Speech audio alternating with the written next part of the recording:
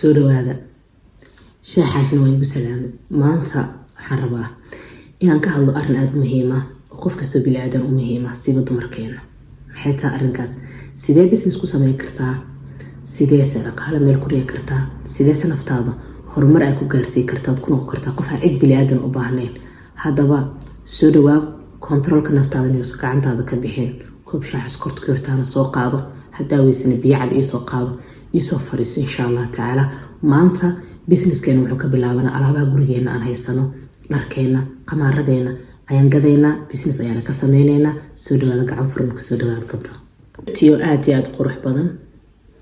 nashaad iyo shaxshaxa iga muuqato soo maha, markasta iga muuqataa.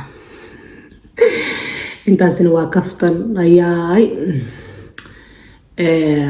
subaxa sabtiga xilli horan soo kacaa aada u horeysa. sababta waxay tahay ciyaalkan qur-aan ay dhigtaan, fahanteen? qur-aanka waxaan ka dhiganay sabtiga iyo axadda, isniin waan ka boodnaa, talaadii arbacana waan qaadanaa, ma fahanteen? marka maasha allah tabaaraka raxmaan. saaka quraacdeedu waxay ahayd aan ku dhaha mushaari madow aan soo samaystay. qur-aankiaan soo dhameeyey, hadisaan ujeedo waa 10kii subaxnimo. meeshaana koob shaaxus korta ku yartaa soo qaatay. waxaas dhahay youtube-ka maanta muuqaal muu duubtaa? maya iska dhaaf, maya iska dhaaf. kabacdina waxaa israxmdiyey qoodha iyo xeradaaya youtube-ka muuqaal u duub. maba ini moogaa kara, mana iska maqnaa kara, mafahanteen? waan isjecelnaani adinku aad iyo aad baa inay jecelahay. intaas waa maalinteydii oon qaba iyo mataqaanaa aan lahayn ku dardarid. qabadaa laga baxo aan taaganahay maasha allah. maanta gacantaasaan wataa, mujeedaan gacantaas arkaysiin. shalay meel meeshaan ciyaalku igu ciyaaraa, inta snaabka igala socota oo layga bixiy taagan, hadda xataa u soconaa. meeshaas waa meesha badda iyo mataqaanaa ciyaaro aada u waaweyn leeda. Finland waa meel aad aada qurux badan maasha allah tabaaraka. Finland wadamada Scandinavianka, Sweden waan tagay, Norwayna waa tagay, waa deganahaba ilmahan ku dhalay. laakiin Finland jaanisyo badan ay haystaan, dhanka ilmaha aad ugu fiican tahay maasha allah tabaaraka raxmaan. marka ilmuhu waxay haystaan meelo waaweyn ay ku ciyaarayaan, oo dad mataqaana ilmaha haynaya korka fiirinaya ay joogaan, oo ilmaha waxyaale ku ciyaaraya u sameynayaan, cuntooyina la siiyaa. meeshaas waxa finish saf ku jira waayaabe alla gaala jeclaa lacag cunto lacag la-aana safay usoo galaan. marka meeshaasaan tagaa, ma fahanteen? meeshaas marka shalay waa lagu suuqgeyna ka jirtay, oo qof kasta wixii gurigiisa yaallo oo dhara oo naco oo isaga uusan rabinin ayuu soo bandhigaya, uu soo suuqgeynaya bis. marka gabar yaroo Soomaaliya maasha allah tabaaraka raxmaan, ilaahay maskaxeeda u barakeeyo, gacantaas samaysay.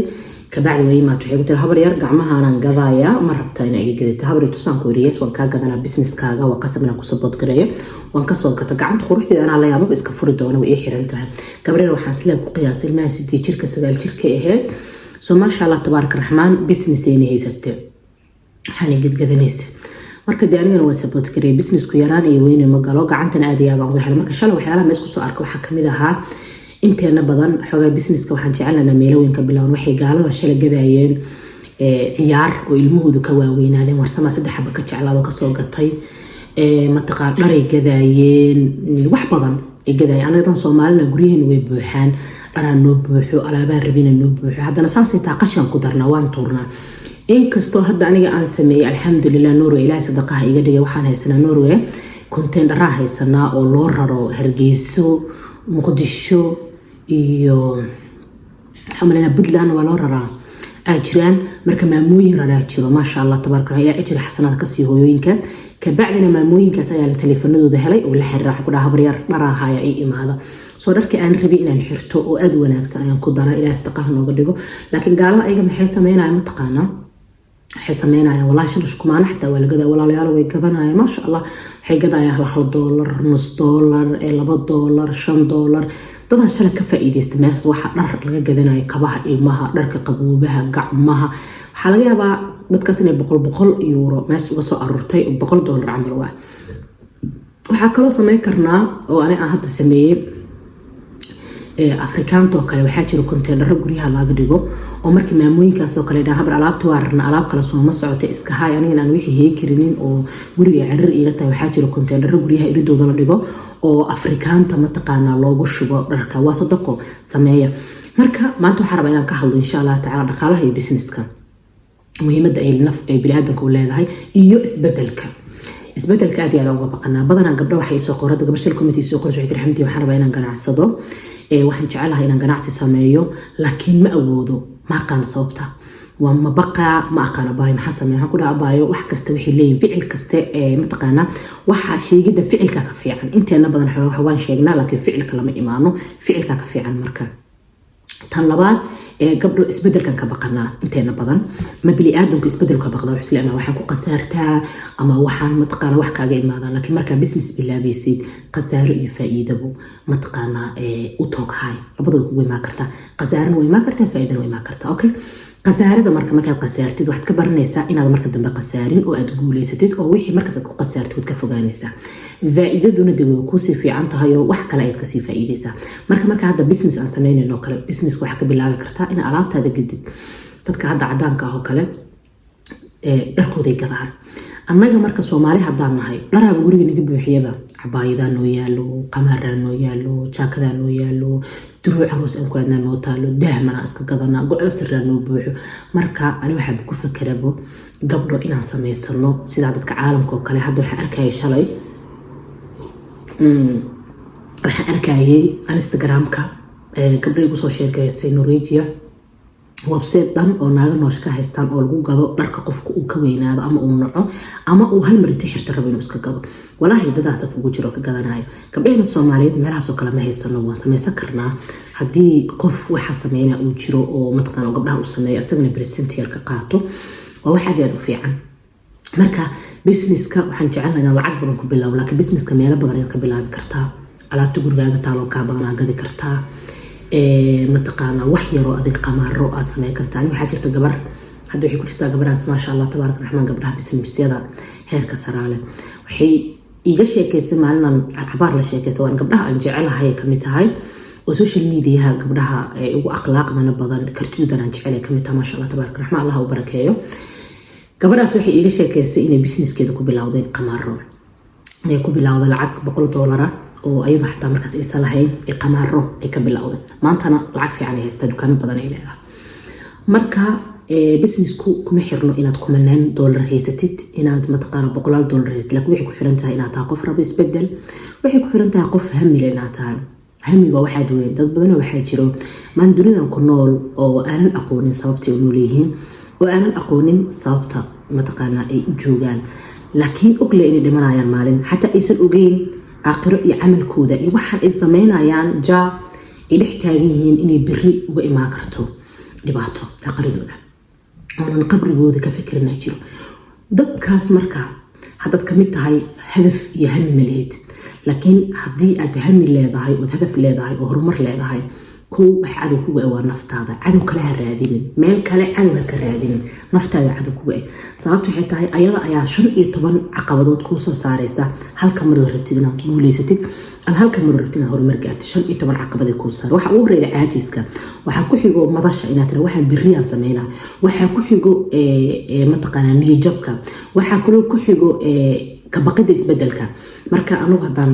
Soomaali nahay ama dumar nahay mashquul waxaan ku nahay inaan cadow leenahay laakiin naftaada cadow kuga tan ku qaawinaysa dharka qafiifinaysa waa ayada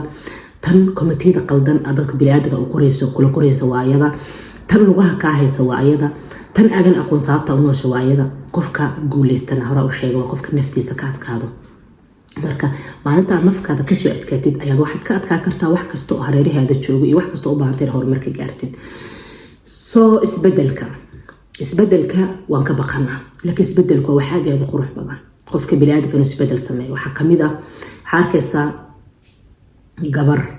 nolosha ku guul dareysatay oo nolol aad u caqabad adag ku nool marka aad wareysatid gabadha qisada ay soo dhiibo oo ku iraahdo abaay maxaa ku kalifayna nolosha noocaan ku noolaato waxay ku leedahay abaayoy waxaan is leeyahay mataqaana bulshadan waan ka cabsanayaa nafteedana kuma dhiiri karto inaan go'aan ka qaato واسبدل كبقيسا صابت حتى فالعلم كيمان اسبدل كيسمسي كبقيسا لكن اسبدل كوا واحد يروح بدن ماشي اكو دباتوتي كغور ماشي اكو قسارتك كتك ماشي علاز كريمه اسكا اوت اسكا هير فريسو نفتها هيك نور غرينين فريسو حقي دباتدا ريغي هيستا اوكي دباتدا waxay iga haysataa inaan go'aan qaato okay sabab go'aan qaada la ahay waxaan ka cabsanayaa isbedelka okay waa inaan sameeyo indhaha isku qaba sameey indha la'aan wax kasta u sameey wallahi waa guuleysanaysaa wax kasta bilow maalinta ay kugu soo dhacdo inaad waxaa samaysid maalin labaad la fariisan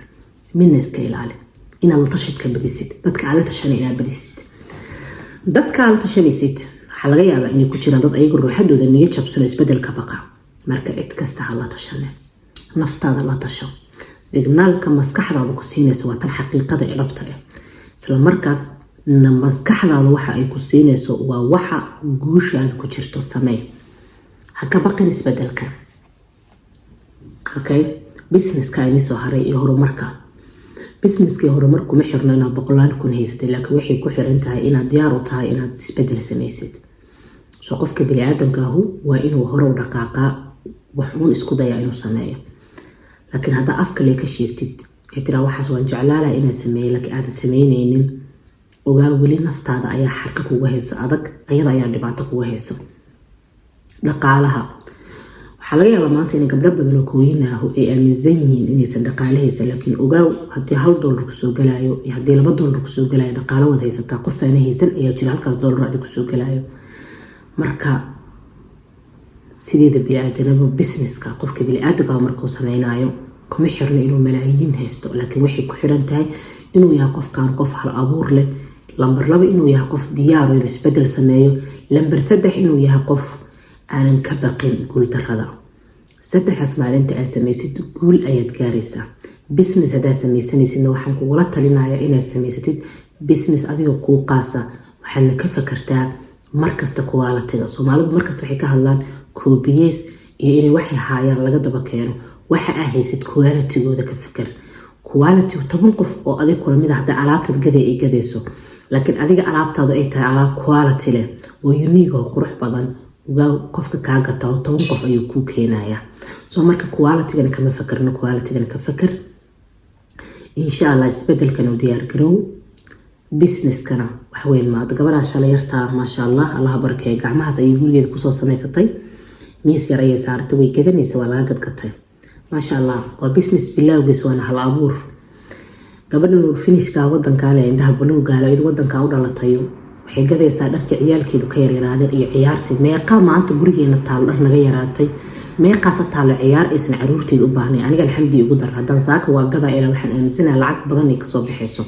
marka haddii aadan haysan xataa business aad ku bilowdo markaas lacag wixii aad haysatid ood ka maarmi kartid gurigaaga yaala zii iibi hadaa hal faraanto dahabeysta iibi businesska $100 aad ku bilaabi kartaa malaayiin waad gaari kartaa laakiin muhiimadu waa inay adiga ka go'aanta inaad samaysid